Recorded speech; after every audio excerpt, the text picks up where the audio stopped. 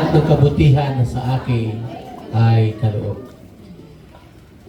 Diyos namin na makapangyarihan sa lahat, sa langit, na nasa langit at maging kami man nandito sa lupa, ay bumababa kami at lumalapit kami sa iyo, Panginoon. Patuloy na naming hinihingi yung araw-araw na biyaya. At sa oras na ito, yung spiritual instruction, maging yung dimensional instruction na nais namin sa bawat gawin, sa bawat takbo ng buhay namin sa taong ito. Salamat sa nakalipas, hindi mo kami pinabayaan. At niligtas mo kami sa sakit, niligtas mo kami sa mga problemang hindi namin kaya. At Lord, nag-survive kami hindi dahil mabuti kami o kaya ay magaling kami. Ang lahat ng ito ay dahil sa iyong kabutihan. All throughout these years, Lord God, we do believe this is because of your faithfulness to us and your goodness and your mercy. Sabi ho ni David, goodness and mercy shall follow me all the days of my life. Tulungan mo kami na laging tingnan, laging gunitain, laging alalahanin ang iyong walang katapusang kabutihan. Sa iyo po ang papurit pa sa salamat sa ngalan po ni Jesus. Ang lahat ay magsabi na Amen. Okay. Makakaupo mo tayo lahat.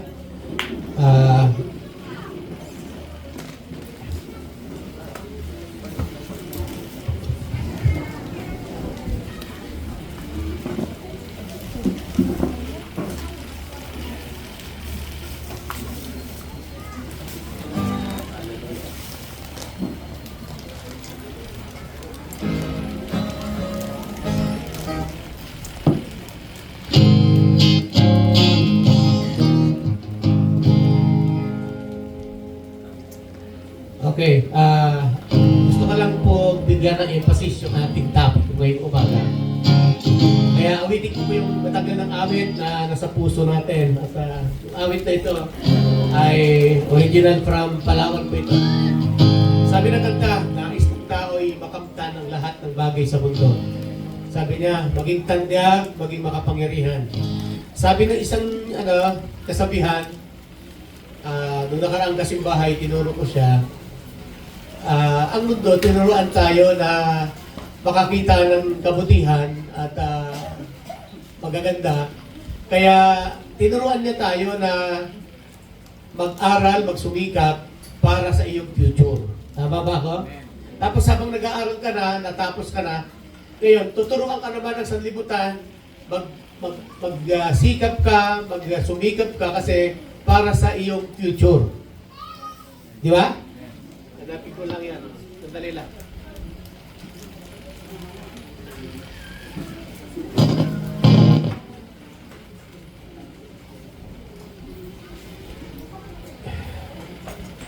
Okay, sabi ng mundo, mag-aral ka para sa future mo. Nung makapagtapos ka, magtrabaho ka para sa future mo. Sino dito yung ganito? Nung nakapagtrabaho ka na, mag-ipon ka para sa future mo. Sino dito nag-iipon? Ngunit isang hindi magandang balita, ngunit dinatnan siya ng kamatayan habang naghahanda para sa future niya. Ganyan ang sistema ng mundo.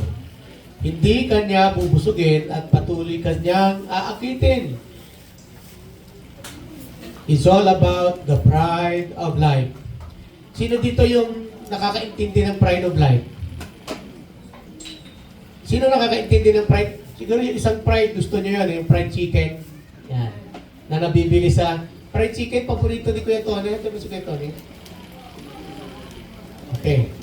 Ang fried chicken, paborito ng mga kabataan, di ba? Pero yung pride na ito, the pride of life, ito yung hindi natin kailangan.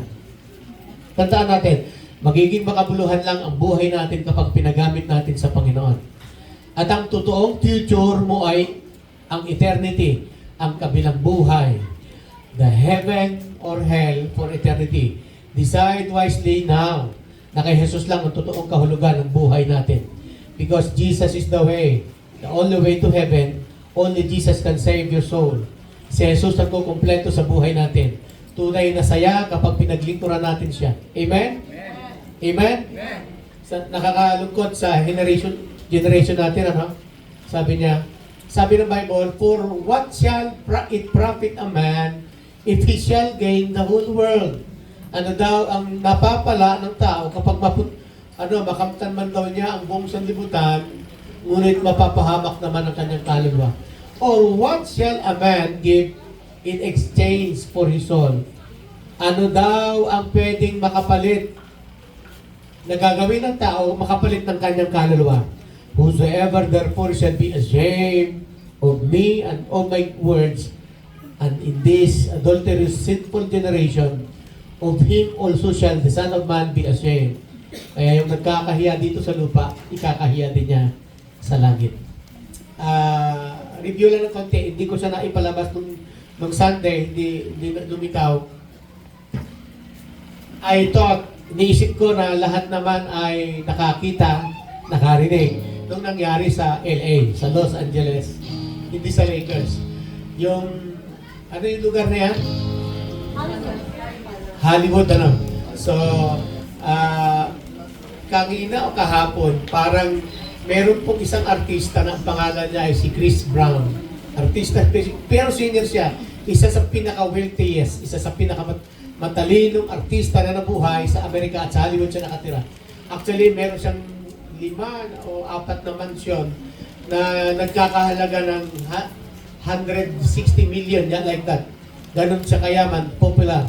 Ang kotse niya doon sa isang bahay niya na nagkakahalaga ng 600 million US dollar. Ganon katitindi. Pero alam nyo, kahit gaano kakayaman, kahit gaano kakapopular, sinasabi ng Panginoon na baliwala ang lahat ng ito kung wala sa iyo ang Panginoon. Amen? At ang tao sa sobrang yaman, ang tao sa sobrang pagpapayaman, ano ang naging kaakibat nito? Nakalimutan nila na may nag-iisang makapangyarihan. Nakalimutan nila na ang Diyos ang source ng lahat ng kayamanan. Yung hinahabol natin ginto sa langit, tinatapakan. Yung hinahabol nating buhay na maganda dito sa lupa, doon walang hanggan ang buhay. Kanina, nagre-research ako, meron taong nabuhay ngayon, guest yan ni Nas Daily. Yan, yung tao na to ay siya yung pinaka-delayed. Kumbaga siya yung pinaka-latest. Hindi lang sinabi kong ilang taon siya. Pero delayed siya ng 4 to 5 months, a year. Bakit siya delayed at matagal siyang nabuhay? Kasi sa mga sikreto niya, marami siyang sikreto. Isa na yung exercise. Amen? Sino mahilig mag-exercise? Ang una ng secret ay matulog ng tama. Dapat 8 hours. Unang secret niya. Actually, 60 years old rather, more than. Ang edad niya, pero parang nasa 40s lang siya. At hindi siya naniniwala na mamamatay siya, yun lang mali niya. Hindi siya naniniwala na mamamatay siya. Impossible that I will die, sabi niya. Una, secret niya, tulog, kompleto. Sino dito kompleto tulog? Yan. Wala, naku, batang. Yan, ako. Kaya, mahalagang, alam mo, ito yung gusto ko, may video akong iiwanan sana, kaya lang, hindi ko alam kung tugma sa lahat, baka hindi kapakinabangan sa lahat. Mamaya sa discipleship, ipapakita ko po ito. We are all victims, lahat tayo biktima. May system ang mundo at nakakapit tayo lahat doon. Tingnan niyo mga bata, bigyan mo ng cellphone kahit walang pagkain. Magsi-cellphone yan maghapon, magdamag. Di ba? Kaya ang mga bata nagiging praning, nagiging tulero, hindi siya makafocus sa, ano yan, so over-radiation ng cellphone. Okay, so, ang title ng kanta ko, sa Tembra, sobrang talino ng mga tao. Kinanta ko na mga time, pero ulitin ko lang. Nice. Mababa yan.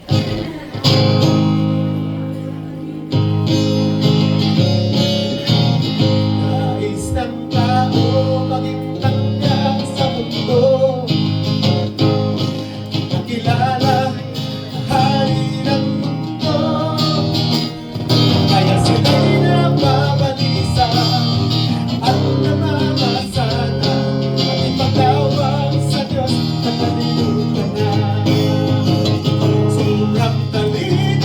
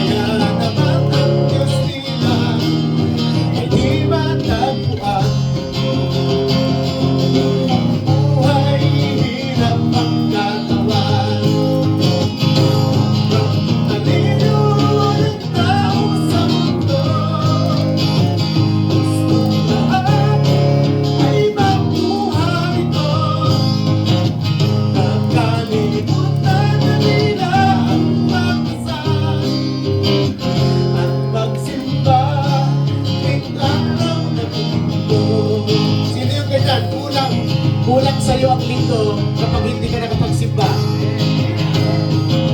Kahit ganun tayo, minsan ang tao hindi mo maintindihan, pero ang Diyos nandyan pa rin, amen? Ngunit ang Diyos ay mapagpatawad kailanman. Tuloy gintong aral sa tao, makasalanan. Kaya ikaw kaibigan, bago ng utusan, di mo ginaang lahat ng nakaraan. Amen. Sobrang talino ng tao sa mundo, gustong lahat ay mabuhay ito. Nakalimutan na nila ang matasan at magsimba ting araw ng linggo. Ngunit ang Diyos ay mapagpatawad kailanman. Ito'y gintong alay sa taong makasalanan. Katulad mo, katulad ko. Palapakan na natin ang Panginoon. How can I render to God? Ang topic ko natin, paano ba ako magre-render sa Diyos? Sabi niya, render means give or offer or sacrifice. What shall I render unto the Lord? Sa Psalms 116 verse 12. Ano ba yung pwede nating, nakakalungkot isipin na nung yumaman ang tao. At actually, maraming tao, hindi lang mayaman, pati mga mahihirap, parang mayaman na rin, feeling nila, mayaman na rin sila. Bigyan mo lang ng cellphone. Bakit sila mayaman? Kasi ganito, tingnan mo, ang mayaman kayang bumili ng sariling mundo. Pag ang bata, bigyan mo ng cellphone, may sarili na siyang mundo. Pag tinawag mo, Nay, wait, Nay. Teka lang, Nay. Mamaya lang, Nay. Kasi may sarili na siyang mundo. Maghapon. Di ba? Sino dito sobrang yaman, nakabili ka ng sarili mong mundo? We are created by God not to be alone. Hindi tayo nilikha ni Lord para lang mag-isa, manatiling mag-isa, kundi nilikha tayo ni Lord para makihalubilo. Nilagay tayo ni Lord sa mundo para interdependence. Dependent tayo sa isa't isa, pero interdependence. At yan, bakit nilikha ang church? Amen? Kaya ka nga may church. Kaya ka may family. Amen? Nakakalungkot isipin, marami sa atin ang biktima nung nagkaroon ng, di ba, yung kasabdalas ko sinasabi, ang cellphone minsan mabuti, pero minsan nakakasama. Bakit? Sino dito naghahangad ka pa ng isang cellphone? May cellphone ka na, pero gusto mo pa ng isa. Oh, hindi nga. Sa totoo lang, ako rin, gusto ko rin, marami rin akong cellphone. Pero dahil luma na lang talaga cellphone ko, nag-gustat siya, kaya gusto ko talagang palitan. Natatakot ako yung mga gawa ko na mga devotion and sermon na nasa cellphone and baka mabura lahat, katulad ng mga nangyari nung nakaraan. Very precious sa akin yung mga tinago kong mensahe doon at yung mga revelation ng Panginoon. Kaya gusto kong magkaroon pa uli ng isang taguan. Kung minsan, yung tablet, gusto ko rin ng isa pang tablet kasi doon naman ako gumagawa ng outline. Yan, ganyan yung mga outline ko. Ngayon, pero sa totoo lang, sa atin gusto lang natin yung mga bagong cellphone, bagong gadget kasi uso lang, di ba? Lalo na ngayon, yung bagong uso ko yan. Jo, ako nilaglag sa helicopter. Nung nilaglag sa helicopter, hindi nabasa. Oo, tapos pinatapakan pa sa bulldozer. Sana ako, alam niyo po, nung hinawakan ko siya nung nakarang araw, hinawakan ko talaga siya. Wala pa siya sa market eh. Order lang siya. Magdideposito ka ng 1,000, makukuha mo siya sa PEDSA 25. Kaya laban 25.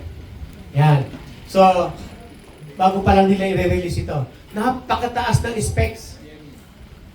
Imagine mo yung specs niya, 12 plus 12 RAM. Ibig sabihin, wala na, binura niya na lahat ng mga matataas. Binaliwala na yung Samsung, yung Xiaomi. Wala. Talagang matindi itong si Honor. XC ata, XCI. Pero alam mo, hindi lang siya binabasa kahit ibabad mo siya sa tubig. Pero alam mo, marami naman gumaya na dyan eh. Pero dahil sa smartphone na yan, pag ang smartphone, dapat gamitin mo ng ayos dahil kung hindi mo kayang gamitin ng ayos, ikaw ang gagamitin niya. Tama? Dahil yung malalapit, ipinaglalayo. At yung malalayo, minsan, inilalapit. Di ba yung sa ibang bansa, natatawagan natin, hello po, nakikita mo ng mukhaan. 10 years ago, hindi ganyan. Di ba? Nakakatuwa na patawag daw. Noon, nangliligaw pa na po ako sa misis ko. Pupunta pa po ako sa Dentelcom kasi magtatawag ako sa kanya, gagamit ako ng coins. Tapos, 1, 0, 0, bibilang ka rin ganyan. One time, bago ho kami sa Maynila, so kaibigan ko, tinamahan ko po siya sa isang may tindahan na meron pong tawag dyan, telepono. So first time nang gumamit ng telepono at binigyan siya ng number. So kaya pala hindi pala madial-dial ay mali po yung kanyang gamit. Di ba pag sino sa inyo first time na gumamit nun, sakto agad. Di ba pag nagda-dial ka ng ganyan, wala pa dati mga digital eh. Wala pa yon. Puro pag ganun pa. So kailangan pala sakto yung sasakto mo sa butas ng telepono. May butas yung mga number niya. Sino umabot doon? So, eto na ho. Nung naitama na siya kasi may tumulong sa amin. Naitama na siya. Tama, nag-ring. Tuwan-tuwa siya. Ang sabi ho ng cellphone, ng telephone, the number of your dial is not in service. Ano daw? Sabi niya. Nanagulat ako, tagal nang iniisip. Tapos nung hinintay niya mag-sale, huminto, sabi niya, saan sila nakalipat? Natatawa ako kasi, ano ba ako sabi? Sabi niya, sana yung kalumipat. Ayaw naman ikaw sumagot. English.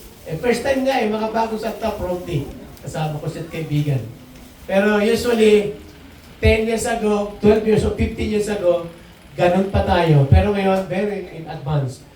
Smartphone. Bakit siya smart? Mas matalino siya sa'yo.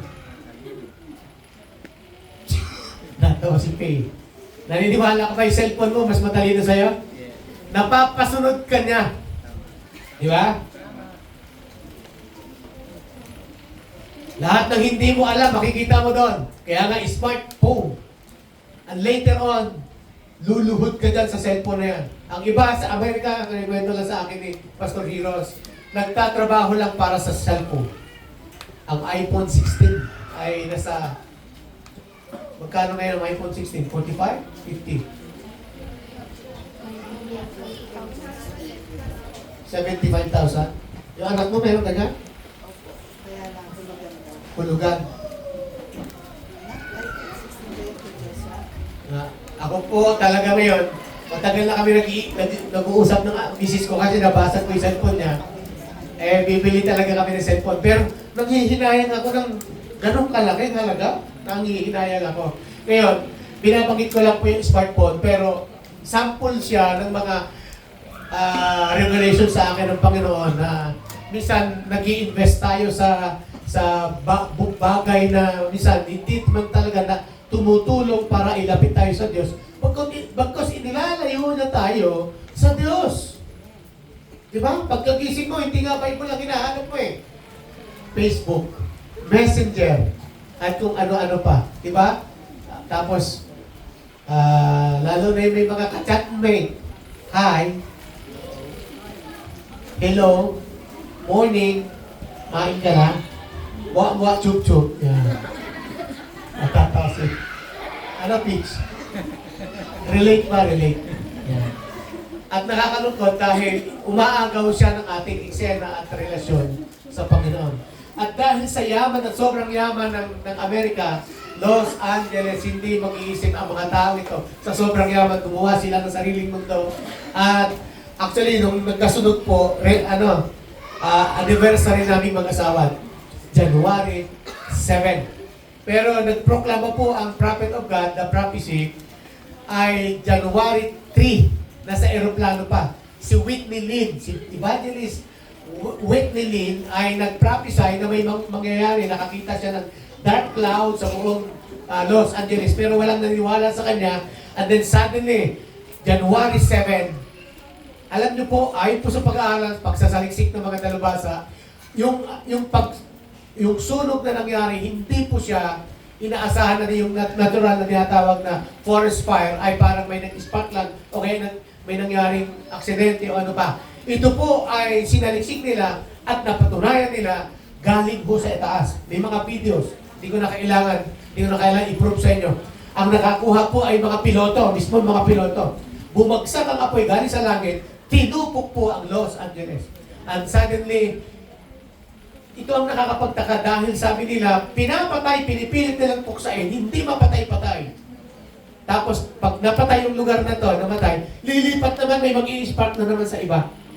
At glory to God, may mga tahanan na natira, may mga simbahan na natira dahil yun ang kalooban ng Panginoon, na speed out sila. Amen? Amen. At yun ang pangako sa atin ng Panginoon. This time, nangusap sa akin ang Panginoon, nangusap ang Panginoon sa puso ko, yung time na ito, hindi na period of grace. This is the period of judgment. And it is beginning now. Nagsisimula na siya ngayon. Kaya hindi na to biro.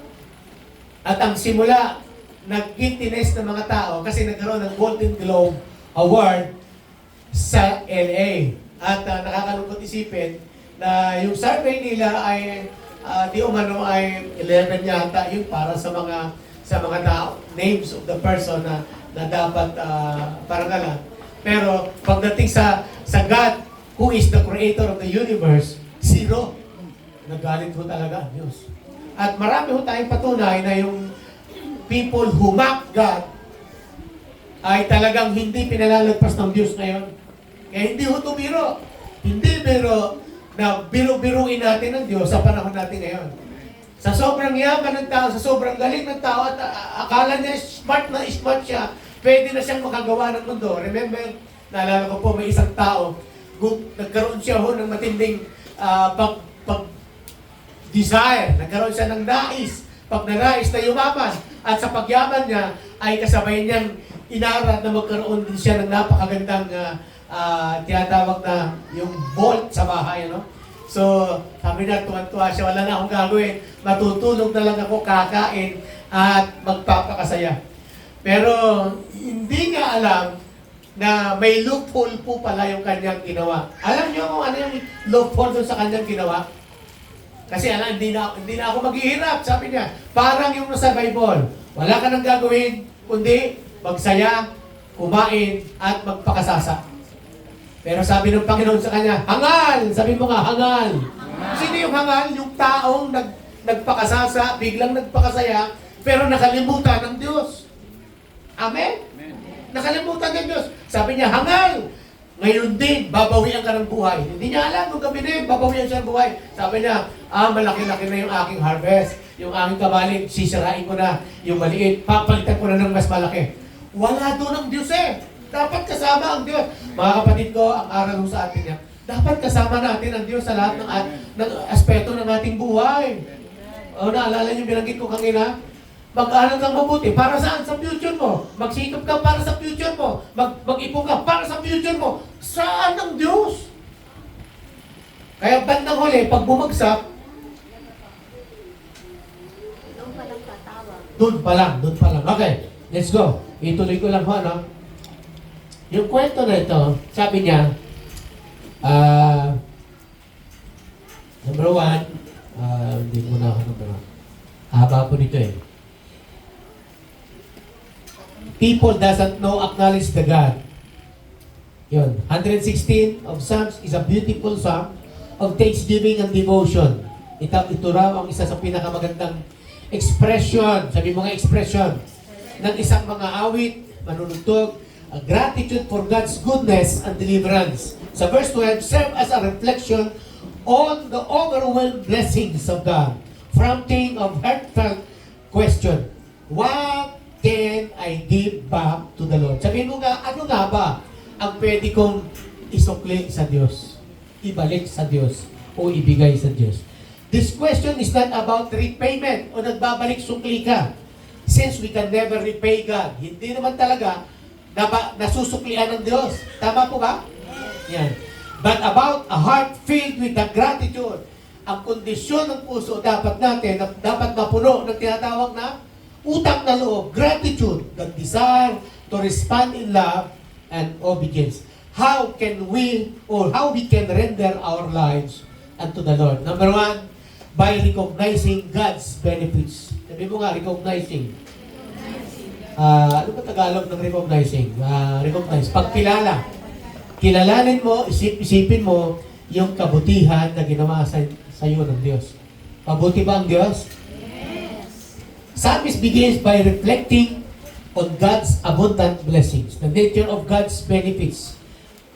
Sa spiritual muna tayo. Ano ba yung mga spiritual benefits? Yung spiritual natin na benefits, of course, nung tinanggap natin si Jesus, sino dito nakatanggap na kay Jesus? Yung totoo. Yung hindi pa totoo, wala po sa aklat ng buhay. Anong unang mangyayari sa iyo pag tumanggap ka sa Panginoon? Your name will be written in the word, in the book of life. Some Revelation, sino nakasama sa kasimbahay nung buong sanlinggo na ito? Yan ang topic natin. Psalms 20 verse 15. Sabi niya, sa lahat ng hindi matagpuan ang pangalan sa aklat ng buhay, sabi niya, ay itatapon sa naglalawa na asupre na siyang ikalawang kamatayan. Importante po pala ang pagtanggap sa Panginoon. Bakit kailangan tanggapin ang Panginoon? Kasi may ibang Panginoon bago dumating si Jesus.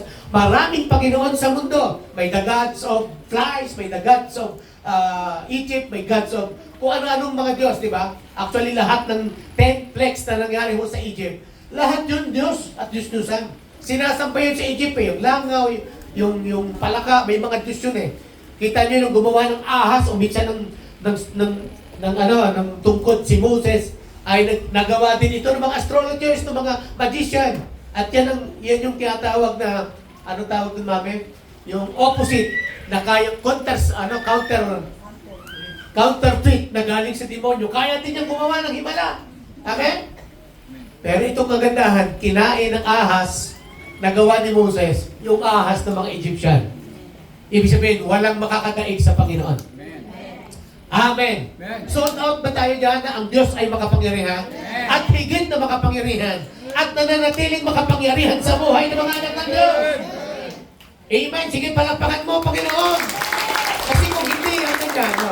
Kaya, inano ko yung sold out ka talaga, na born again ka talaga kasi, sabi ng John 3:3, unless a man be born again, he cannot enter. Hindi siya makakapasok sa kaharian ng langit. Kaya importante talaga yung tumatanggap. Amen? Amen. O yung mga entrance natin nung nakaraan, nagulat ako, marami pala sa atin, Christian na raw siya, pero hindi niya alam kung kailan siya tumanggap. Dapat, memoryado mo yon. Kasi pagpasok mo sa langit, may big question. Unang tanong, bakit ka papapasukin sa langit? Yun ang una. Alam na lahat ng sagot. Amen? Ang pangalawang follow-up question. Ano yung follow-up question? Ang sagot doon, dahil tinanggap ko ang Panginoon sa aking puso at tagapagligtas. Tinanggap bilang hari. Yan. Ang pangalawang question, ano yung follow-up question? Hindi. Anong pangalawang question? Follow-up. Anong ginawa mo sa tinanggap mo na Jesus sa buhay mo? To share. Number 1 yun. Pangalawa ano pa? At yun yung topic natin ngayon. Hindi mo lang siya sinishare, kinikilala mo pa siya araw-araw sa buhay mo. Sino dito naniniwala ang buhay ng Kristiyano ay masayang tunay? Amen. Because our lives, every day, meron tayong bagong experience sa Diyos. Yes. Ngayon, tanong natin, sabi ng kanta natin, your name is power. Totoo bang the name of Jesus is power? Yes. Nararanasan mo ba yan? Yes. Kailan? Kailan ang huli?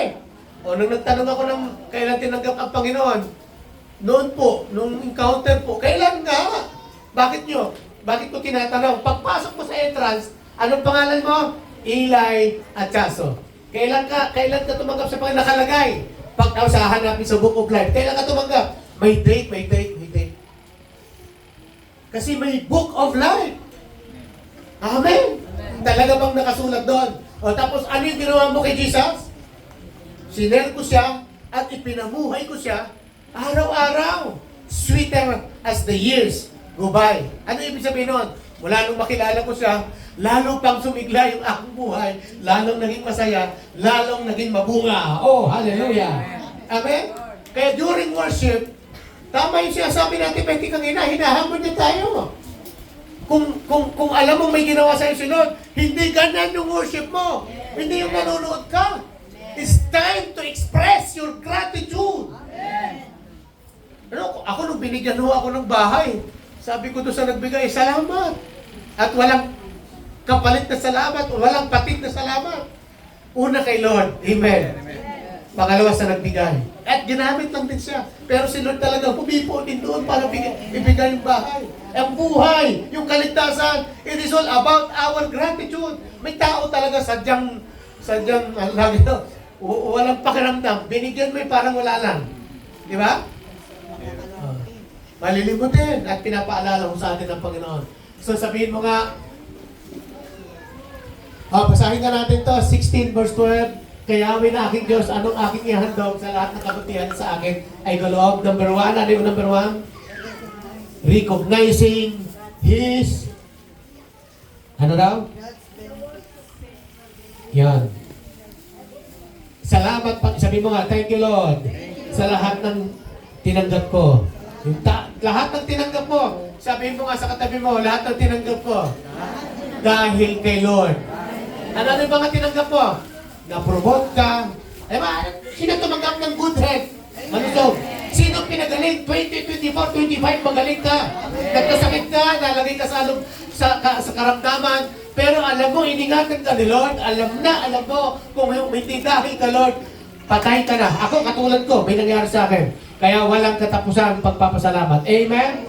Let us recognize God's benefits. Sabi ng Bible, ano yung benepisyo ng salvation, ng forgiveness, and the peace of God? Psalms 103 verse 3 to 5, sabi niya, si Yahweh ay papurihan o aking kaluluwa. Huwag mong kaliligtaan, mabubuti niyang gawa. Sa verse 3, ang lahat kong kasalanan siyang nagpapatawad. Amen. Sino dito pinatawad niya ang kasalanan? Amen. At anumang aking sakit, ginagamot niyang lahat. Lahat ng may sakit, pinagaling! Hallelujah! Yan. At verse 4, sa bingit ng kamatayan, ako ay inililigtas. Sino ang nalagay sa bingit ng kamatayan? Ako lang yata. Antibiotic, dalawa tayo. Meron pa ba? Ako alam ko eh. Ang asawa ko, marami akong karanasan sa kamatayan. Kaya tamang sabi ni David, even to the shadow of death, I will fear no evil. Hindi ako natatakot. Pero sa totoo lang, natakot po ako eh. Natakot po ako. Ang ikinatatakot ko, wala akong magbabayad ng lupa rito pagka namatayo ako. Hindi, joke lang. Pero ang nakakatakot po, yung wala kang utang na loob. Anong tingin nyo sa taong pinakain mo na, binihisan mo na ba, tapos mamaya niliyasan ka lang. Anong tawag doon sa anak, pinag-aral, tapos ba't nang huli mag-aasawa lang din? Di ba? Siguro talagang mamumura mo, no? Wala kang kay. Kaya minsan, hindi naman masama na nababanggit ng mga magulang. O anak, ha? Pagka ikaw ay may hanap buhay na, may trabaho ka na, bekene-men. Yan. Amen, mga anak? Uy! Amen. Sabi mo sa katabi mo, ikaw ang topic.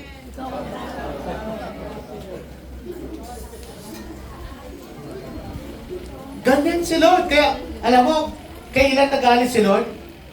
Nang matindi? Ang isang kinagagalit ng Diyos at ginawa niyang utos mo ito. Ano po yun?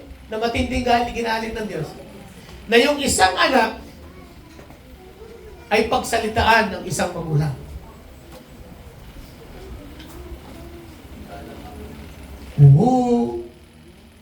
Nabalitaan niyo ba yan? Narinig niyo lang? O kwento lang? At yun, ay ginawa niyang utos. Na unang utos na may kalakip na pangako. At anong pangako? Giginhawa ka at lalawig ang iyong buhay. Ano kondisyon? Igalang, honor ang iyong ama at ina. Sino marunong gumalang? Sino marunong gumalang sa matatanda? Sino din? Sobra namang pagkatanda. Sino marunong gumalang? Pero alam niyo kung ang meaning talaga ng honor, hindi ho paggalang lang eh. Isa lang siya sa meaning ng ang honor. The root word of honor is honorarium. Give the honorarium. Alam niyo po yung ibig sabihin ng honorarium? Something special. Honorarium. Hindi ka magbibigay ng thank you lang. Kaya actually, araw-araw ka bang mag-thank you sa nanay mo. Hindi sapat yun eh. Di ba? Hindi sapat. Ganon din sa Diyos. Kaya ayaw ni Lord na lalabang ka sa nanay mo at sa tatay mo. Amen? O nung linggo, binanggit ko yan eh. Tingnan ko lang kung may sumunod. Ano ang meaning ng honorarium? Give money. Ano pa? Bring your daddy and mommy to Jollibee. Tanong, sino gumawa? Lugawan. Very good ha, very good. At least may lugaw. I like you ha. Amen? Amen. Yan yung honorarium. Alam mo kung bakit ko binibigyan ng emphasis yun? Kasi yung nanay at tatay mo, larawan siya na may Diyos sa buhay mo. Kaya yung hindi marunong tumingin sa nanay at tatay, parang wala kang Diyos sa buhay mo. And everybody said, Pastor, hindi mo alam kung gaano kasama ng nanay ko. Wala akong pakialam doon. Ang utos ng Diyos yun eh. Ano sabi ni Jesus? Sabi ng mga alagad, ay Lord, paano naman to? Saan pa kami dapat magbibigay? Sa pera? Sa kay Cesar? O sa Diyos? Eh sabi ni, ano sagot ni Jesus? Ibigay yung para kay Cesar ay ibigay. Pero yung sa Diyos, ay ibigay din yung para sa Diyos. Amen? O yan, dapat makuha natin na marunong tayo mag-recognize. Amen? Amen. Alam niyo, kahit ukay-ukay lang yung binibigay sa atin, thank you pa rin. Thank you pa rin. Lord, thank you kasi may ukay-ukay.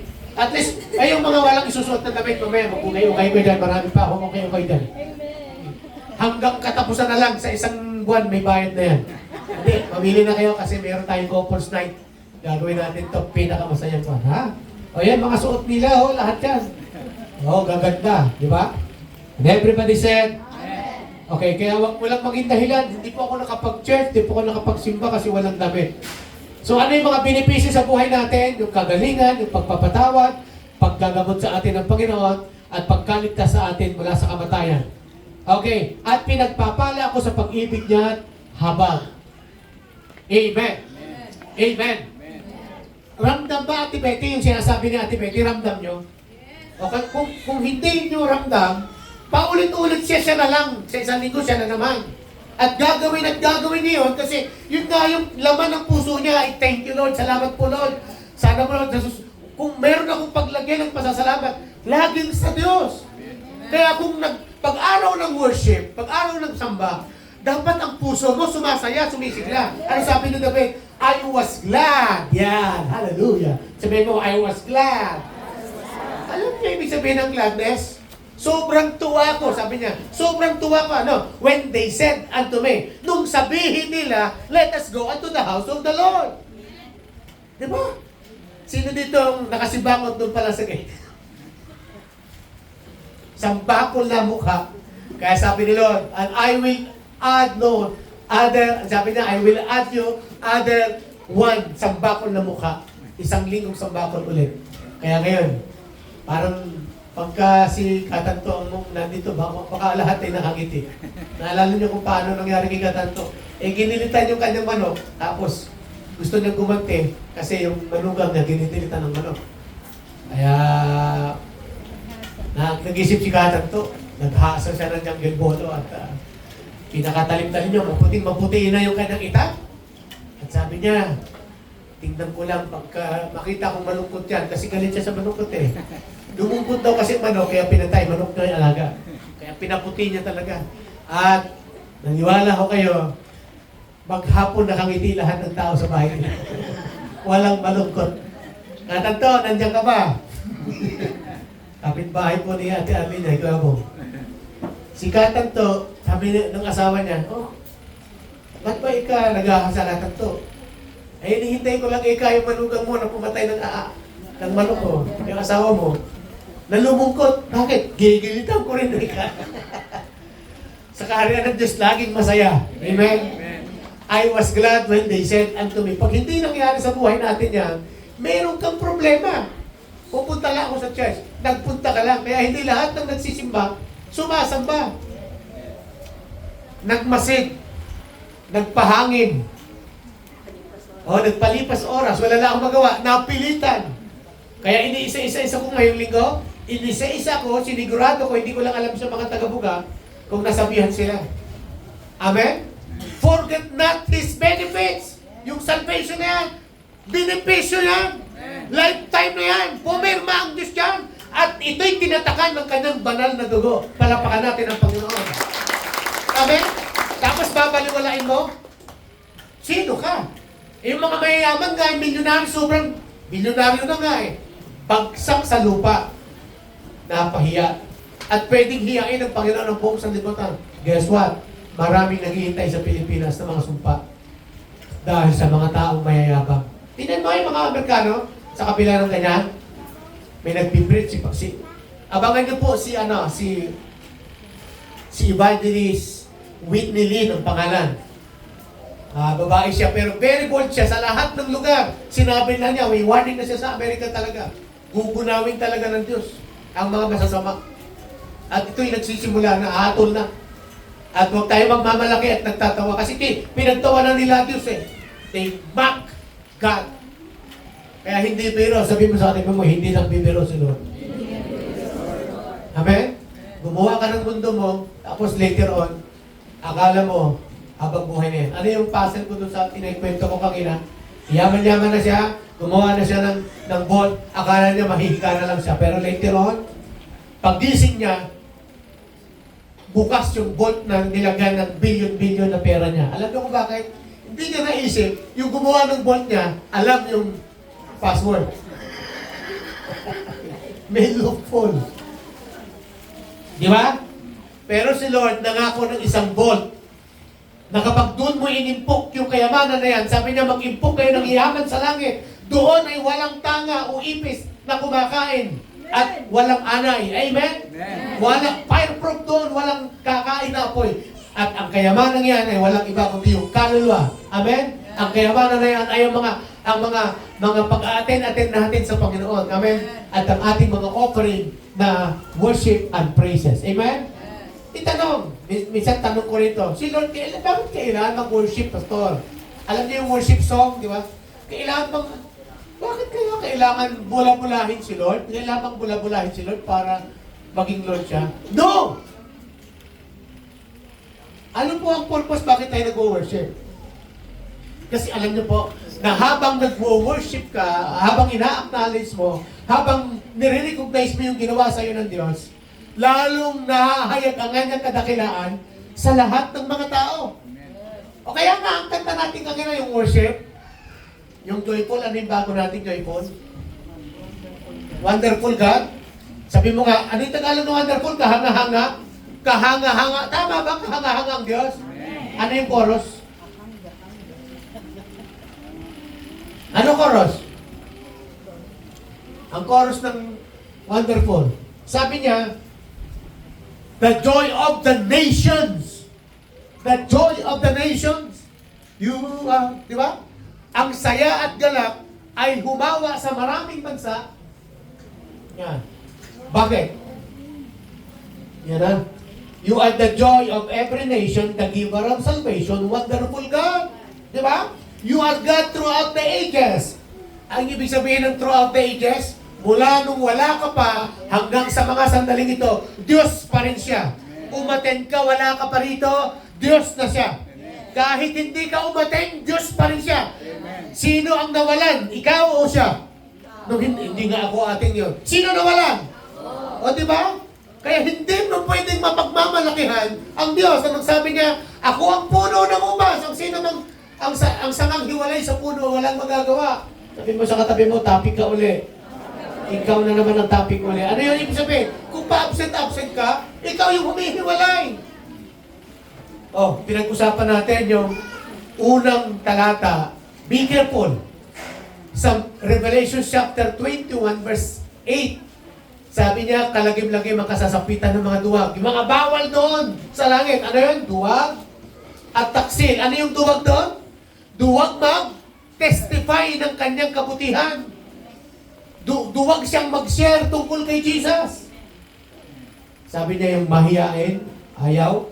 Sabi niya, ipapasok. Hindi makakapasok sa langit. At ikalawa, kung makapasok ka man, ipapahiya din kita sa mga anghel. Hindi kita kilala.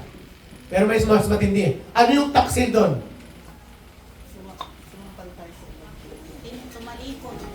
Yon, naghanap ng ibang Diyos. Pastor, paano nangyari yan? Hindi ko alam yan. O, para malaman mo na kung paano nagtaksil sa Diyos. Sumamba ka sa ibang Diyos. Hindi ka na makasamba kasi may iba ka nang sinasamba.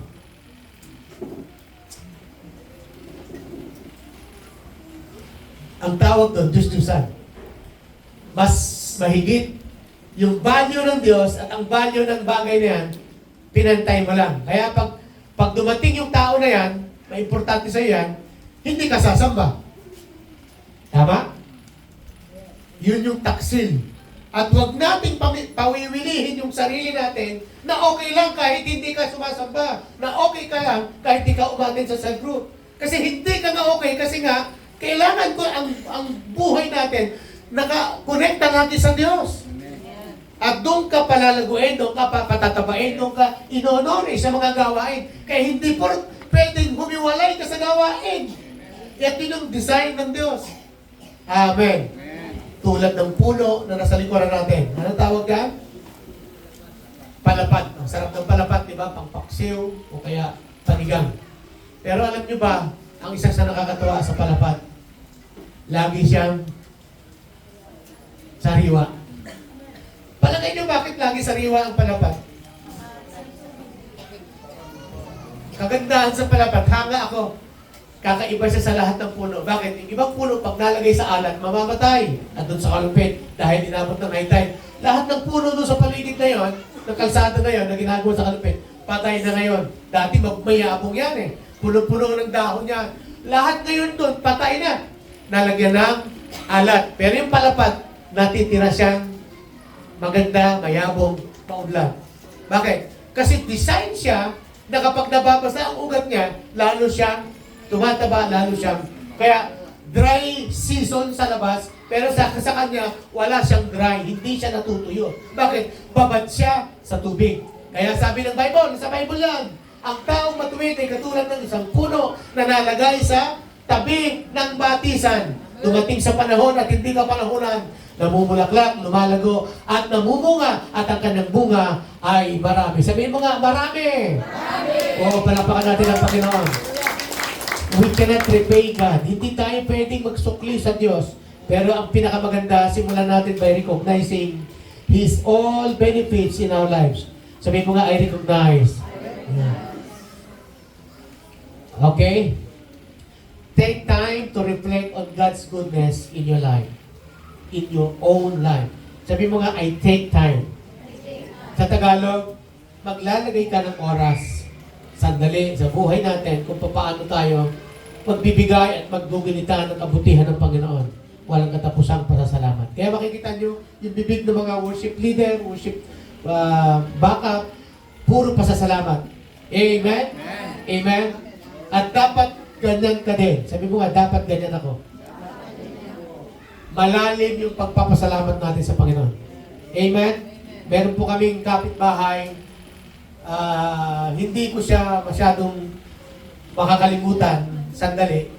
Nalungkot ako one time dahil nung dumating ako sa amin, iba na siya ng pinupuntahan.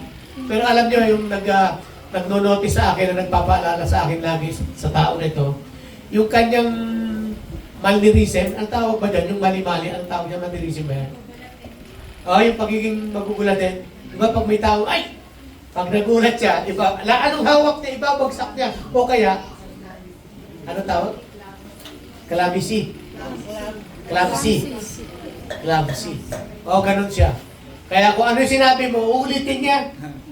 Pero hanggang sa isang araw, ang naging malnerism niya, nasa sabihin, ay salamat. Kaya, ito maganda sa tao na to. Kaya hindi ko siya makalimutan. Nag-away po yung isang kapitbahay na din namin. Pinagtulungan nila yung isang tao na yon napatayin at nag-amok po. May hawak po yung tao na to na jungle bolo. Tapos, yung pinagtutulungan siya ng mga kamag-anak, siguro mga 5, nagdudraw sila ganyan, nakapaikot na ganyan. Ako po, nung nakita ko yun, ang unang reaction ko, Pinagpapawisan ako ng malapot. Di ba nakakita na kayo ng patayan? Yung mga saksakan na on the spot. Ako, talaga hindi ko mawari yung pakaramdam ko. Naku po! Sabi, ayun, sigaw ko eh. Pero itong ating itong sinasabi kong sister natin, ang manirisip niya, salamat po, salamat. Ay di, nagtataka kami lahat kasi malapit na yung bahay nila, parang ganyan lang. Sigaw na sigaw. Salamat! Di, nagtakbuhan yung mga tao. Ay nagpapatayan pala yung kapitbahay namin at nakahanda silang pumatay talaga. Nagpapatayan ng bibig niya, salamat pa rin. Ay, salamat! Grabe ka ako yung bibig ng tao na ito. At alam mo, nag-notice siya, nagmarka siya sa puso ko. Kasi totoo pala yun, sabi sa Bible, in everything, give thanks. In good times, and even in bad times, give thanks. Magpapasalamat ka sa Panginoon. Amen? At doon nakikilala ang isang tunay na Kristiyano. Hindi nga. Kaya lang ka nagpapasalamat, huling nagpasalamat na totoo sa Panginoon. Kasi may tinanggap ako ng Pasko, kasi may bago akong tamig, kasi maganda yung anak buhay ko. Pero yan lang bang ipagpapasalamat mo kay Lord? Tingay sa akin. Yung namatay po na isang kapatiran sa Kalumpit, si Kili, ay naikwento ko na last time.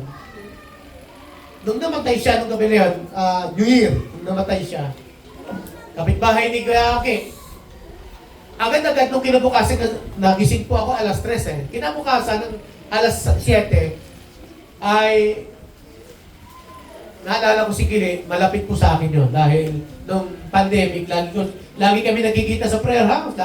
Laging doon siya natutulog sa prayer house sa Kalumpit. So, ting umaga, magja-jogging ako, magpipray ako. Magkikita kami doon sa basketball court. So, naging malapit doon, napakabait na tao. At na-promote siya, naging manager ng isang restaurant dito sa Kalumpit at sa Malolos. Pero walang nag-aakala, walang nag-iisip na siya ay babawian na ng buhay ng gabi na yun. Alas 8 ng gabi, nagkatapos na ng reunion nila, pumasok sa kotse niya, magpapainit lang ng kotse, pero hindi niya iniisip siguro na magtatagal siya, makakatulog siya, kaya hindi binuksan yung aircon. So daan-daanan yung mga tao, mga kamag-anak, kapatid. Nalaman na lang nung kapatid niyang isa na subukang tingnan ay bandang alas 8 na. Nung natapos sila sa reunion, alas 5 lang. Alas 5, alas 6, alas 7. Pero nung tinawag niya yung nanay niya para, nanay, tingnan mo nga po, usisain mo nga po, parang hindi na humihinga si kuya. Yan. So nung tinignan ng kapatid niya, ng nanay niya, ayun, parang hindi naman nakasara yung pinto eh. Bahagyang nakabukas. So hindi siya intention talagang makatulog. Hanggang sa siguro humiling, tuloy-tuloy na. Okay, ito po ang pangyayaring ikinahanga ko po sa nanay niya. Masakit po ang mamatayan. Tama po. Hindi biro ang mamatayan. Maraming ang tao, matagal ng patay, masakit pa rin sa kanya eh. Pag naalala, di ba? Di ba? Ngayon kahapon na dinalaw ko namatay, may namatay na naman. Halos mag-abot yun, si Kuya Mario namatay, yung kinikwento ni Kuya Jim. Walang kaalam-alam ng lahat. Walang kaalam-alam ng lahat. Nagpaskot bagong taon ay grabe na agad. Stage 4 ka agad. Parehas nating kaibigan. Taga-Kalumpit din po yan. At nung dadalawin ko sana siya nung nakaraang linggo, nasa ospital na siya. Nasa Sacred Heart. At doon na inabutan. Nung kausap ko po yung asawa nung huling gabi, Friday night, hindi ko po ikaalam, Pastor. Bigla na lang. Mayroon pala ikang ganong cancer na walang simptomas. Pero alam niyo po, pinag-pray ko po ito. Ang confession ng babae sa akin, ng nanay Anita, sabi niya, alam niyo po, ang tagal ko nag-struggle kasi namatayan din ang anak yan. Sa camp pa naman, sa camp natin. Naalala niyo, nasa bahay pa tayo noon, nagkaroon ng camping na ginawa po sa Magiling. Yun yung camp na maraming namatay sa dumating na bagyo. Tapos, isa ho tayo sa mga namatayan. Around the 100, siguro ang mga kabataan sumama 100 plus mga 120 o 130. Si Koreano pa ang pinuno ng presidente pa ng kabataan natin dito noon. Pag-uwi, patay. Pero hindi ka agad nalaman. Anak niya ho yung namatay. At nasaktan siya. Ang tagal niya hindi makarecover. Hanggang sa isang araw, nakakita nga siya ng isang altar na may pulse. Sabi niya, ting makikita ko yan, naalala ko pa rin, nasasaktan pa rin ako. Pero alam niyo po yung kahanga-hanga doon sa nanay ni Kelly. Pinag-pray ko po kasi dinalaw ko kaagad. Pagkatapos namin ipag-pray siya, sabi niya, dalawa kami pastor ng kalupit. Pastor, pwede mo bang ako po ikaw mag-pray sa inyo? Ha? For the first time na yung may namatayan, ako nagpipray, ngayon siya pa ang magpipray sa akin? Hinangaan ko po yun. At dapat gano'n ang isang anak ng Diyos, ng isang Kristiyano. Umiyak ka man lang, sandali lang. Kasi, yun ang sabi ng Bible, hindi tayo binigyan ng godly sorrow. Iba yung godly sorrow. At sa worldly sorrow, magkaiba yun. Kaya natatanggap natin yung hindi naman, mamimisinterpret ninyo, natatanggap natin yung mabibigat na bagay, depends upon to our maturity. Yung pagiging malapit sa Panginoon. Kaya yung lahat ng bagay sa mundo, hindi pwedeng ikumpara sa Panginoon. Amen? Sino dito mas mahal mong nanay mo kaysa Panginoon? Kaya sabi, sino mang nagmahal sa kanyang nanay, sa kanyang tatay, sa kanyang kapatid, nang higit sa akin, hindi nararapat. Kaya yung pagiging Christian, hindi po yan madali. Kailangan natin pagbulayan. At doon tayo na-encourage as we recognize the blessings of God, the benefits that we have in Christ Jesus. Let us grow. Let us grow and let us mature. Na katulad na sinabi ni David, I was glad when they said unto me. Sabi ng isang pastor, sabi niya, Pastor, hindi ka ba masaya? Binigyan ka namin ng kotse sa birthday mo. Sabi niya, nagpapasalamat ako una sa lahat dahil mahal ako ng Diyos. Take note ha, hindi niya tinignan agad yung binigay. Kotse, binigay niya sa kanya ng member. Pero sabi niya, hindi niya ako nagpapasalamat. Salamat sa Diyos. Because my name was written on the book of life. Sinabi yan ni Jesus sa mga alagad. O Panginoon, salamat. Nagyayabang yung mga alagad. Alam mo, Jesus, nag-pray kami sa may sakit, gumaling. Nagpalas kami ng mga demonyo, gumaling. Sabi niya, ang grabe ang himala. Sabi ng isa, wala ka sa akin. Nagtatalo-talo sila. Pero sabi ni Jesus, sandali, magpasalamat kayo. Hindi dahil sumusunod sa inyo ang demonyo. Magpasalamat ka kasi ang pangalan mo ay nakasulat sa aklat ng buhay. Ano sinasabi ni Jesus? Hindi yan masyadong importante. Ang importante sa buhay mo ay si Kristo. Uy, parang konti lang yung amin. Tama, may bahay. Tama, may sasakyan. Pero hindi dapat mahigitan. Bakit? Pag nawala ang bahay, wala na yung pagmamahal. Wala na sigla. Pag wala yung pera, wala na, di ba? At yun ang pinakita ng Diyos sa Los Angeles. Hindi yan mahalaga. Ang pinakamahalaga sa lahat na hindi dapat mawala at hindi dapat manakaw ay yung Diyos na nasa puso ng mga anak ng Diyos. Amen? Palapakan mo sila. What can we render? What can we give? What in the response, di ba? Yan. Balikan natin yung talata natin. Okay. We cannot repay God, but yet we can give or render by recognizing. Sabi mo nga, let us recognize. Pastor, ano ibig sabihin yan? Bawat oras na magpipray ka, lalapit kayo. Lord, salamat po, buhay kami ngayon.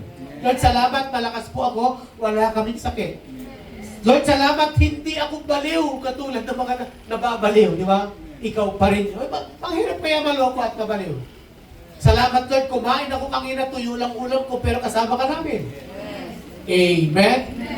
Pagkasama mo si Lord, kaya tama yung sabi ng Biblia, with Christ in my vessel, I can smile at the storm. Sino makapagsasabi niyan? So ano yung una? Recognize. Number 2, respond to God's goodness. Respond. Dapat, hindi lang tayo mag-recognize. Nire-response, tumutugon tayo. Amen? Dapat malagay sa puso mo. Sabi mo nga, malagay sa puso mo. Hindi mo magagantihan ng Diyos. Pero, meron tayong magagawa. Isaiah 64 verse 6, lahat tayo naging marumi sa harapan ng Diyos. Ang mabubuting gawa. Basa, 1, 2, 3, go. Lahat. Maruruming basahan ng katulad. Nalantaan na tayong lahat gaya ng mga dahon. Tinatangay tayo ng mga malakas na hangin ng ating kasamaan. Huwag tayong mag-ibig sabihin ng talata na yan. Walang makapagmamalaki sino man. Amen? Amen. All that we are and all that we have is because of Him. God desires in our heart of gratitude. Ibig sabihin ng gratitude, lagi tayong nagpapasalamat. Amen? Lagi tayong nagmamahal, lagi tayong sumusunod. Micah chapter 6 verse 6 to 8. Ano ang dapat kong dalhin sa aking pagsamba? Sabay-sabay. Yahweh, ang Diyos ng kalangitan. Magdadala ba ako ng isang guyang, isang taon, ang gulang bilang handog na sinusunog sa kanyang harapan? 7. Malugod kaya siya kung handugan ko ng libo-libong tupa o umaapaw na langis ng olibo? Ihahandog ko ba sa kanya ang aking anak na panganay, ang laman ng aking laman, bilang kabayaran ng aking mga kasalanan? 8. Ito, sabay-sabay. 1, 2, 3, go! Kung ano ang mabuti. Ito ang nais ni Yahweh. Maging makatarungan ka sa lahat ng bagay. Patuloy mong pahalin ang iyong kapwa at buong magpakumbabang sumunod ka sa iyong Diyos. Pastor, ano ibig sabihin ng makatarungan? Next time, sa February 21 and 22, meron tayong conference, meron tayong encounter with God. Ipapaliwanag po ang tungkol sa righteousness. Binanal na tayo ng Diyos, dapat malakaran mo ito eh. So ano ba yung pagiging makatarungan? Sino yung pumapasok sa trabaho? Siyempre pag pumapasok ka sa trabaho, may sweldo. Tanong, makatarungan ba yung sweldo mo? Okay lang. Pwede, di ba? Dahil minsan, dahil nasa Pilipinas tayo, okay lang. Pwede na rin, di ba? Pero pag sa ibang bansa ka, I notice, yung anak ni Ate Betty, si Jamela. Si Jamela ay nalipat ng trabaho. Wow! 6 digit na increase na naman. At lumipat sa bago niyang trabaho na ospital. Narinig ko last Friday ba yan? O Wednesday, yan. Sabi ko nga, sana all. Tingin kayo sa akin, sana all. Pag sa Pilipinas ka, tapos 100,000 yung sweldo mo, okay yun, di ba? Hindi pa ba okay yun? At nakakaingit, di ba? Sana all.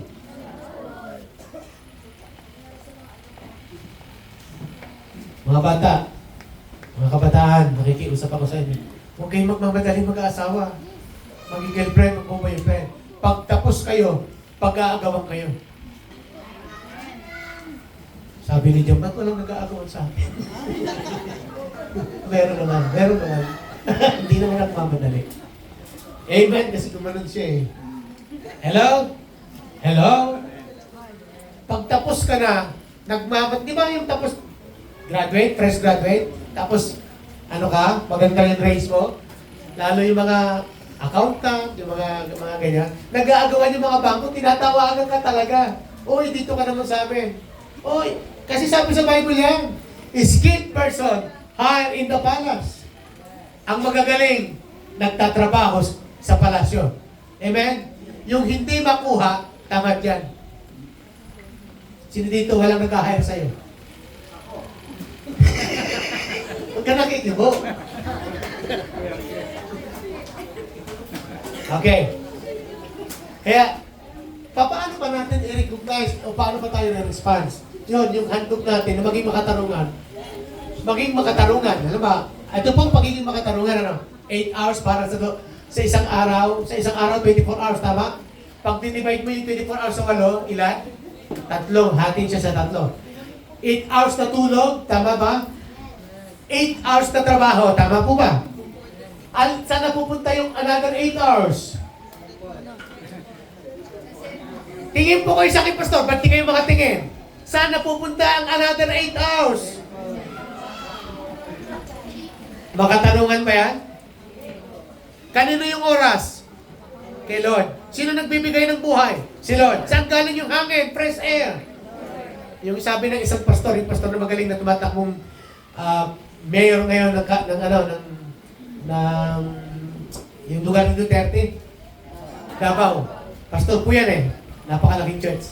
Sabi niya, yung nanay ko nag-o-oxygen. At ang oxygen niya araw-araw gumagastos ng 3,000 to 5,000 a day, sabi niya. 5,000 sabi niya, times 31. Magkano yun? Ha? Teka, 3,000 times 51?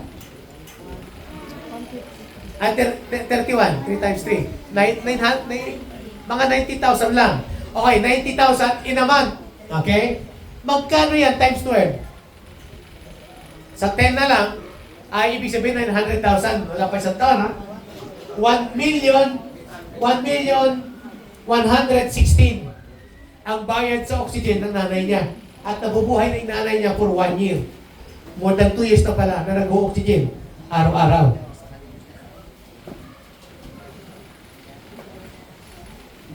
Na-realize nyo ba ito? Nasarap ng mabuhay, sarap ng hangin, libre yung hangin, hindi ka man lang natutong magpasalamat pagising mo. Buti pa yung manok eh, pag umiinom, mga ganon, kluk, umiinom, tumitingin sa langit. Ikaw hindi ka, kahit mamuros nga, hindi maalala eh. Amen? Sino dito sunggab agad, kain agad? Kaya ang dami mong ipagpapasalamat sa Diyos. Sabi mo nga, salamat buhay ako. Salamat wala akong sakit. Salamat iningatan yung pamilya ko. Salamat pinagpapalay niya kami. Amen? Buhay na walang hanggan. Di ba? Walang kamatayang pasasalamat. Sa amin, meron kaming tinatawag na walang kamatayang pagkain. Alam niyo po kung ano walang kamatayang pagkain bawat okasyon? Yung minuto sa bahay sa pamilya namin. Minuto, ang tawag doon, walang kamatayang minuto. Bakit? Basta pupunta kami sa kaka, may minuto. Paborito luto ng kaka. Taon-taon pupunta kami, may minuto. At paborito namin kainin yung minuto niya. Kaya ang tawag namin sa kanya, walang kamatayang minuto. Somehow, let us respond to the goodness of God through our lives. Amen? Amen? Sundin natin ang Panginoon. Dito tayo magwawakas. We cannot repay God, but we can respond to God. Amen? Respond to God. Rendering yan. Ang pangatlo po, of what we render to the God, sabi yan.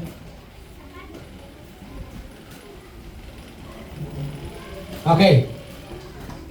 Ang application po natin dito sa respond, number 1, have you considered how to express gratitude for God's blessing? Dapat bago lumipat ang taon, ginawa nyo to mga kalalakihan. At dapat bawat araw, practice natin lahat yan na pag-ising mo, Lord, salamat buhay ako. Amen? Amen. Have you considered how to express gratitude for God's blessing? Ano yung gratitude? Gratitude should not be limited to words. Hindi lang sa salita. But should overflow into action. Lagi kang nagpapakumbaba, nagpapasalamat. Yung gratitude, Lord, kahit nasa likod ka lang, Lord, nakataas lang yung kamay mo. It is the sign of gratitude. Na, Lord, the fact na dito ako, mahal kita. Amen? Number 3, rendering unto the Lord. So what we can render to our Lord, sabi ng Psalms 116 verse 13 to 19. 116, 13 to 19. Basa. 1, 2, 3, go. Ang handog ko, inumin na masarap bilang aking pagkilala sa ginawang pagliligtas. Sa tuwing magtitipo ng lahat ng kanyang hirang, ang anumang pangako ko ay doon ko ibibigay. Hello. So, it's not all about offerings na pera o kaya minsan dumadating tayo sa worship. Kahit wala akong pera, pero nandito naman yung aking bulsa. Yan. Nandito naman yung aking kakayahan, yung itong puso ko. Lord, wala akong pera, pero tutulong po ako sa gawain dito sa church. Lord, wala akong pera, wala akong trabaho, wala akong kita, pero maglilinis ako ng CR. Tutulong ako maghiwa doon sa mga lulutuin at kakainin namin. Amen? Amen? Dapat ganyan yung gratitude. At gagawin ko po ito na hindi ako naghihintay ng kapalit. Ano sabi ng verse 14? Sa tuwinang magtitipon ang lahat ng kanyang hirang, ang anumang pangako ko ay doon ko ibibigay. Kaya dito sa mga meetings natin na ganyan, na habang nag-worship, Lord, nandito ako yun para pasalamatan ng buong isang linggo. Pinagpala mo ako. Iningatan mo ako. Hindi ako nagkasakit. Amen? Amen. Sino na-appreciate yun na hindi kayo nagkasakit? Ang hirap kaya na nang nagkakasakit. Hindi mo alam kung saan ka pupunta. Hindi mo alam kung matatai ka o di ba? Sa sobrang hirap ng nagkakasakit ngayon. Pero ngayon, ang mga Kristiyano, ng mga taga-LFCI, dapat tuturuan natin na kahit ano lang, pwede mong maipaglingkod at maibalik sa Panginoon. Sample po, si David po ay nag-offer ng isang tubig. Okay? Tingin kayo sa akin. Si David ay nasa kalagitnaan ng kanilang digmaan laban sa mga Pelisteo, ay nakaranas po ng, habang sila ay nagkakampo, nakaranas siya ng uhaw. Alam niyo yung sobrang uhaw? Sino sa inyo minsan sa bahay lang nananaghoy yung iyong pakiramdam na sarap yata ng milk tea. Yan. Ay, sarap yata. Siguro kung may hamburger yan. Sino? Oh, milk tea. Ano paborito kasi ni Kyle at ni Joy. Yan. Di ba? Tapos, tatawag ka, order ka, at mamaya darating na. Di ba?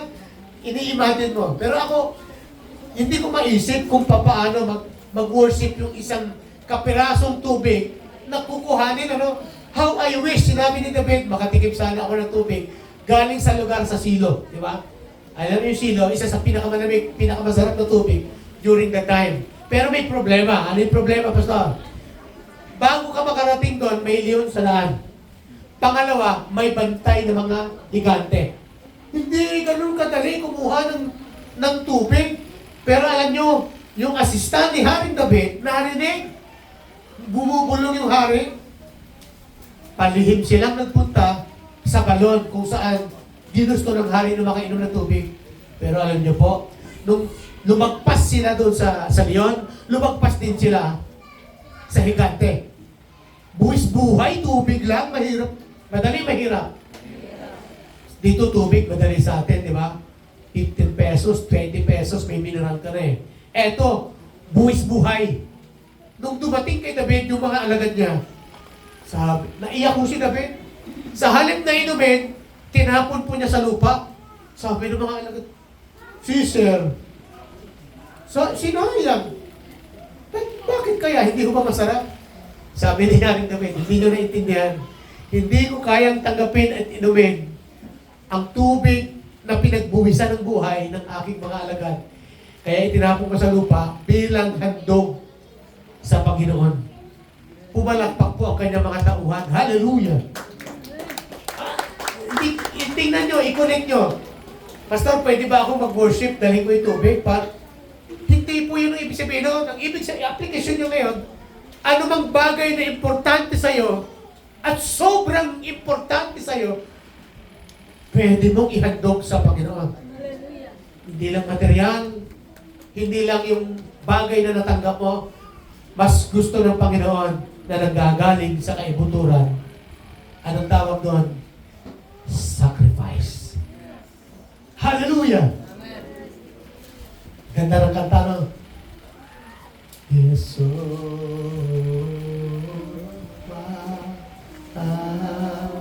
si Yeshua, o Jesus, nagbuhis ng buhay, itinaya yung sarili para tayo mabuhay. Pero hindi ba siya dapat tangtugan natin ang ating buhay din? Actually, I am not my own, sabi nga ng Bible. Hindi tayo nagmamayari. Kaya dapat lang siyang handugan ng ating buhay. Okay? Hindi na ho ang magpapakatagal-tagal. Ngayon, sana matanggap ng lahat yung ating gratitude. Yung ating, yun. Ang gratitude pala ay hindi lang po basta nagpapasalamat, hindi lang po basta, yun, rendering to the Lord, ay sabi niya, ay take the cup of salvation. The first greatest response is to accept God's gift of salvation. Tinanggap na natin yun, amen? Natanggap na natin yung cup of salvation is to embrace God's grace, declare His goodness, amen? Ang kapalit lang, pasalamatan mo siya araw-araw. Sabi mo nga, thank you, Lord. Thank you, Lord. Sabi mo, hallelujah, Jesus. Sabi mo, thank you, Jesus. Praise the King. Parang tamad na tamad kayo. Sabi mo nga, praise the King. Praise the King. Si David gumugulong eh.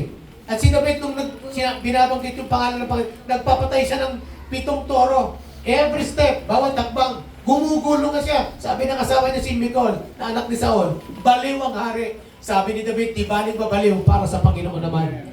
Hallelujah! Call upon His name. A life of gratitude involves of continual prayer and dependence to God. Prayer is both an act of worship and an acknowledgement of our need for Him. Ang pinaka-importante sa gratitude, fulfill your vows to the Lord. Fulfill your vows. Tuparin mo ang iyong ipinangako. Sabihin mo sa katabi mo, sikuhin mo siya, hoy, tuparin mo yung pangako mo.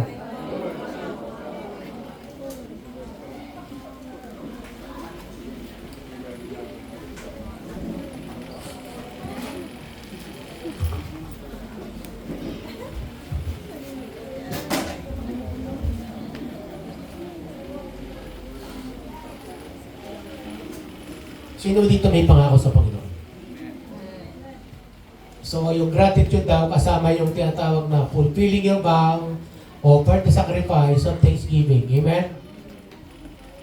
Okay, ano yung huli sa, yung pinakahuli dito sa tinatawag na gratitude? Meaning ng gratitude, pinakita ko sa inyo, is taking the cup of salvation, number 1. Number 2, call upon His name. Number 3, yung fulfill your vows to the Lord.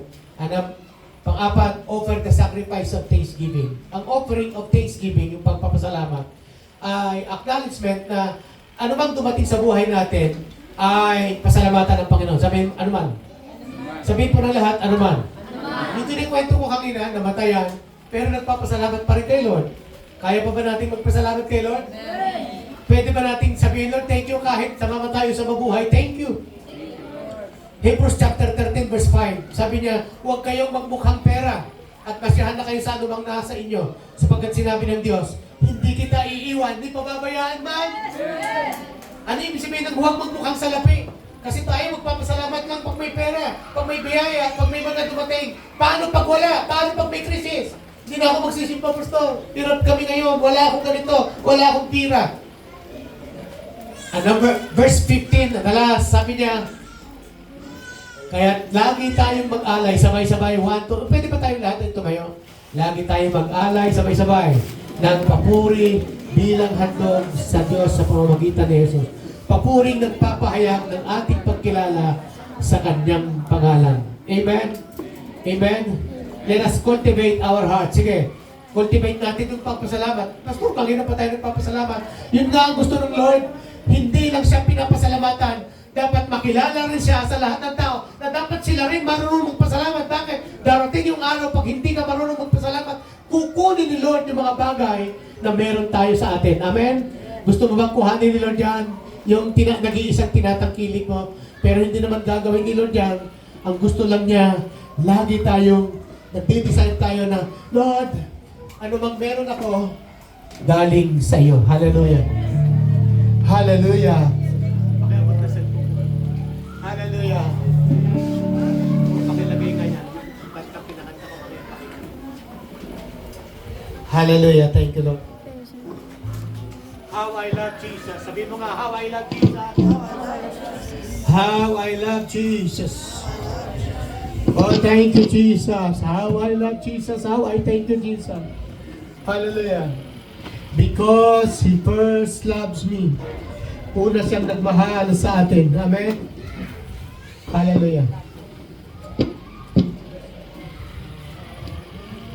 Hallelujah.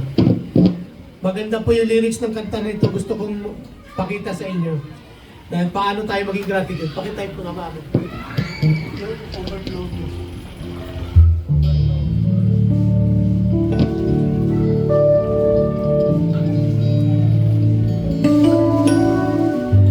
Yung kanta na ito nagsasabing, how can I repay the goodness of God? Sabi mo nga, response. Recognize. Hallelujah. Sino sa inyo nakakakita ng mga ginawa sa iyo ng Diyos? Salamat sa kaligtasan. Salamat sa pag-alis niya sa sumpa ng buhay. Salamat kay Jesus. Hallelujah.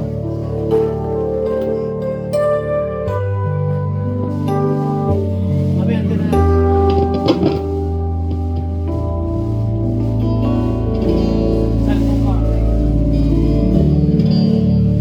Hallelujah.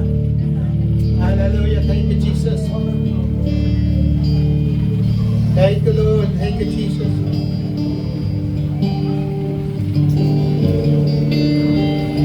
Thank you, Lord. Sige, simulan mong dilangin ng kabutihan. Sabi ng Bible, let us count the blessings of God, name them one by one. Ibig sabihin ng name them one by one ay bilangin natin, recognize natin bawat isa-isa. Hallelujah. Hallelujah. Overflow worship. Of worship. Hallelujah. Thank you, Lord.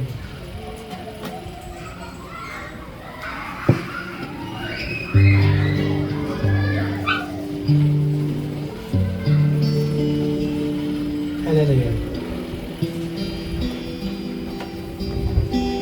Thank you, Lord.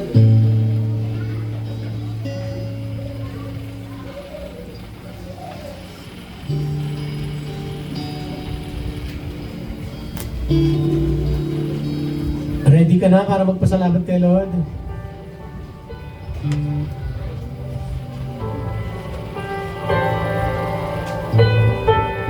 Hallelujah.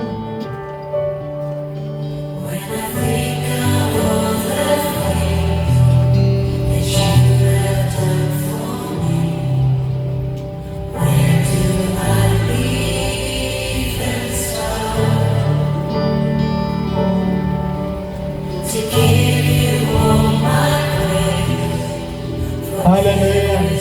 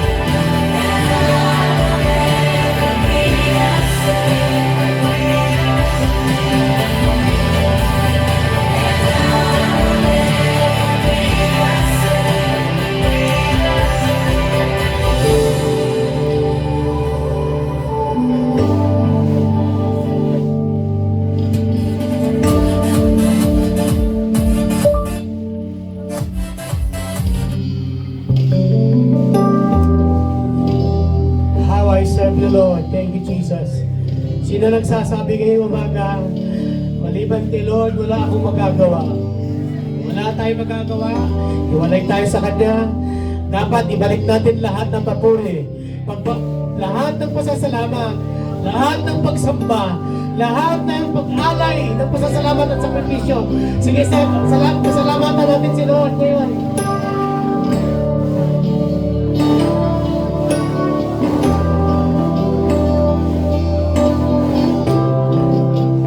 Hallelujah!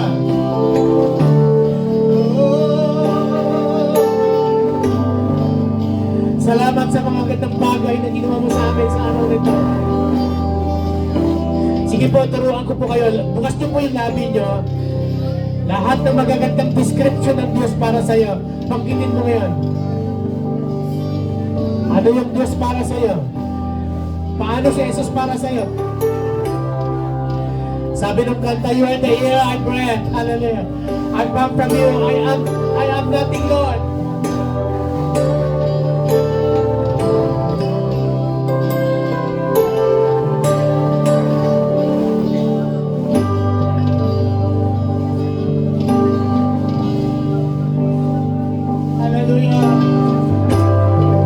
Ikaw lang yung masasandalan namin. Ikaw yung malalapitan sa panahon ng pagsubok, Panginoon. Ikaw ang aming kagalingan. Ikaw ang aming tagumpay. Sige.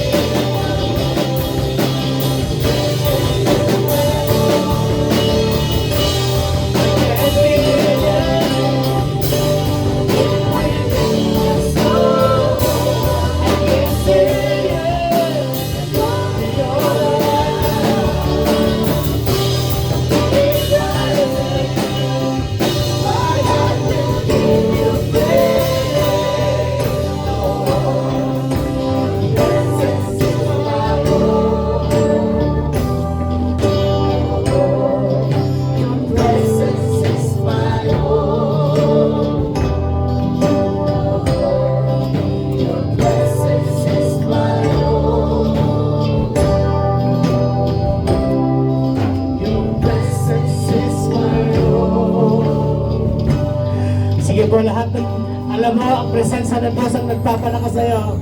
Give shout, hallelujah!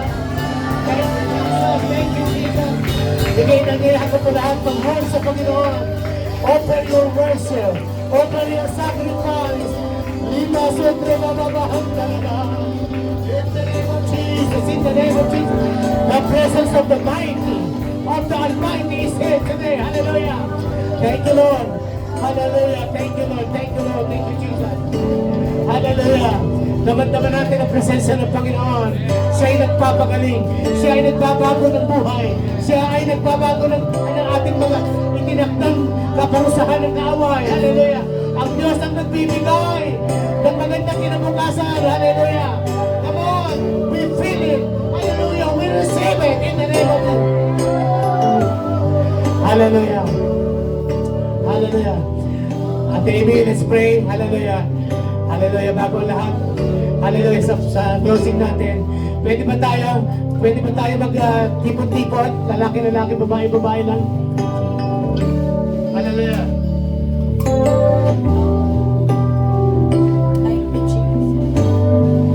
Bago mag-closing prayer.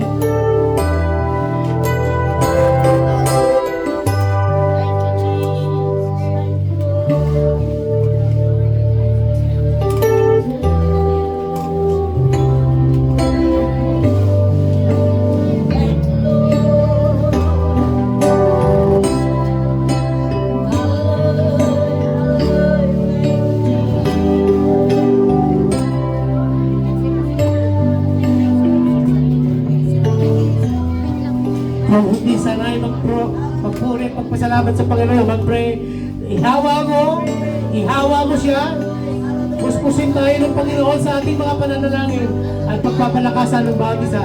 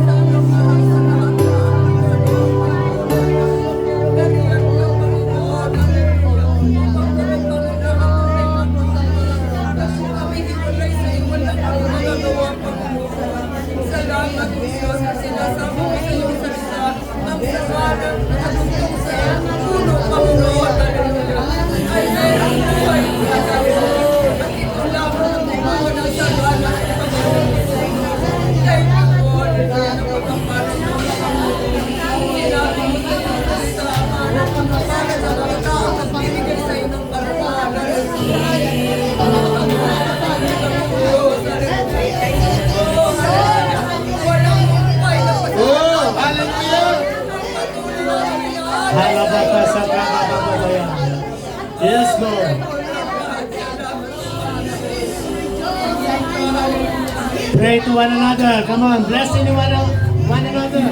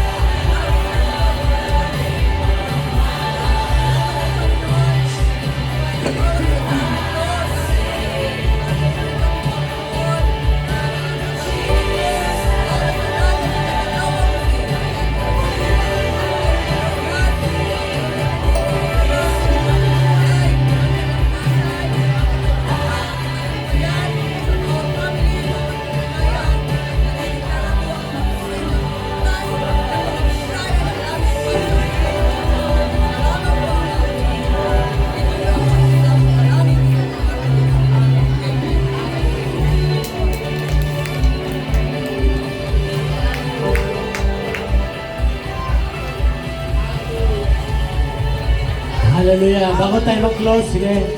Tayo po tayo lahat. Receive the blessing. Magpo-pronounce kami ng blessing. Pastor Amy. Receive the blessing. Protection. Oh, thank you, Lord. Hallelujah. Salamat po, Panginoon. Hallelujah. Kami, O Diyos, na tumanggap ng iyong pag-ibig. Kami, Panginoon, na tumanggap, Panginoon, ng salvation ng aming buhay, Panginoon, ng aming kaluluwa. Tumanggap ng forgiveness, Panginoon. Tumanggap ng kagalingan, O Diyos. Hallelujah, na nagbubuhat sa iyo, Panginoon. Ang aming buhay, Panginoon, ay matagpuang kalugod-lugod sa iyo, Panginoon. Sinabi mo sa iyong mga salita, Panginoon, ang sa Diyos ay sumusunod ng kanyang mga salita. At nakikita, Panginoon, sa aming mga buhay. Makita sa aming mga buhay, Panginoon, ang buhay na nagbabago araw-araw, Panginoon. Ang buhay na ganap at kasiyasiya, Panginoon. Hallelujah. Katulad ng narinig namin, Panginoon, yung buhay na may pagpapasalamat, O Diyos, sa lahat ng tinatanggap namin sa aming buhay. Pinupuri ka namin, O Diyos. Pinapasalamatan ka namin, Panginoon, sa buhay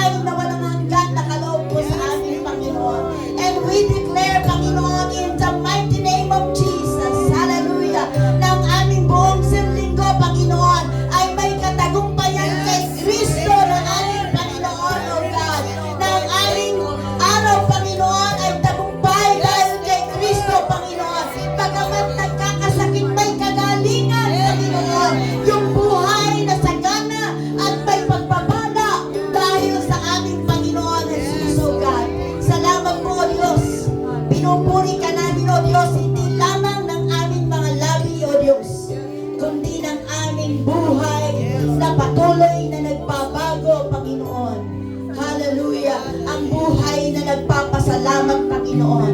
Ang pwede namin ibalik, O Diyos, sa kabutihan mo sa amin. Yung buhay, Panginoon, na nakikita si Kristo, Panginoon. Yung buhay, Panginoon, na natataas si Kristo sa aming buhay, sa aming sinasabi, sa aming ginagawa, Panginoon. Maluwalhati ka, maparangalan ka, Panginoon, maitaas ka. In the mighty name of Jesus. Amen and amen. Nasa lahat ng kamay, lahat ng pupuntahan, lahat ng lakad, pagpapalain kayo. Loob at labas ng tahanan, bless kayo. You are blessed an abundant life and the blessings of God, the prosperity. Ang accidented sa kuna, walang lugar sa tahanan mo. Para sa anak mo at sa mga negosyo mo. Walang puwang ang kaaway para sirain ka. Accidented sa kuna, hindi tanggap in the name of Jesus. Inabay namin ang dugo ng Panginoong Hesus sa loob at labas ng tahanan. Sa loob, sa araw at sa gabi. Bless kayo. Sabi mo, I am blessed. I am blessed indeed. In Jesus' mighty name. Amen. The Lord will keep you. The Lord will make His face shine on you in the mighty name of Jesus. Lahat ng mga tao sa online, karoon din kayo. Bless kayo. In Jesus' name. Amen. Sige, kabayan mo yung katabi mo.